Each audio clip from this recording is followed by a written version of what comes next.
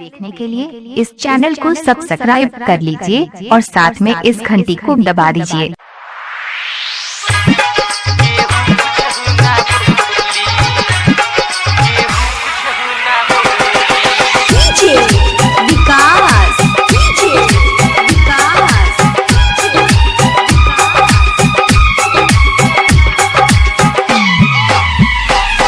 कुशवाहा खोली है चोली केहू कुछ ना बोली।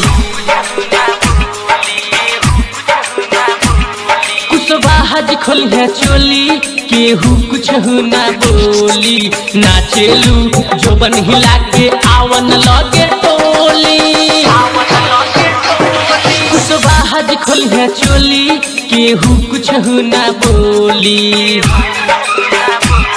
कुशवाहा खोली है चोली केहू कुछ ना बोली। नाचेलू जोबन हिला के आवन लगे टोली। कुशवाहा खोली है चोली केहू कुछ ना बोली।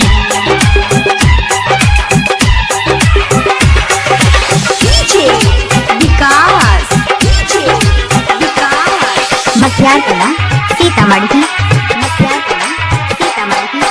गोरे गोरे गाल कर जन गुमान हो। ढल जाई जवानी रही न ऊंची खाल हो।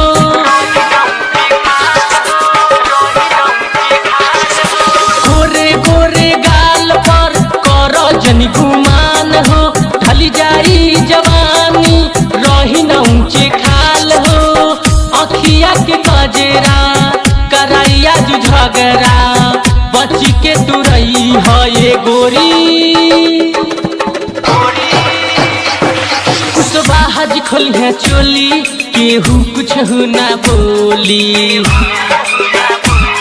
कुशवाहा खोली है चोली केहू कुछ ना बोली। नाचेलू जोबन हिला के आवन लगे टोली। कुशवाहा खोली है चोली केहू कुछ ना बोली। नाचेलू जोबन हिला के आवन लगे टोली।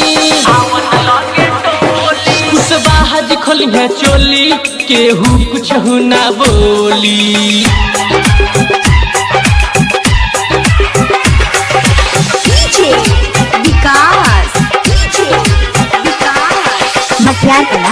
सीतामढ़ी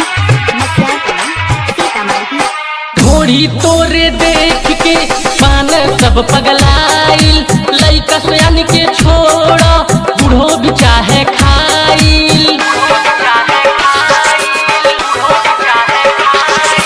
घोड़ी तोरे देख के पान सब पगलाइल। लइका सयान के छोड़ बूढ़ो भी चाहे खाइल। राज भी बटे हयाइल आजू न तोह के छोड़ी। कुशवाहा खोली है चोली केहू कुछ ना बोली। कुशवाहा खोली है चोली केहू कुछ ना बोली। नाचेलू जोबन हिला के आवन लगे टोली। कुशवाहा खोली है चोली केहू कुछ ना बोली। नाचेलू जोबन हिला के आवन लगे टोली। कुशवाहा खोली है चोली केहू कुछ ना बोली।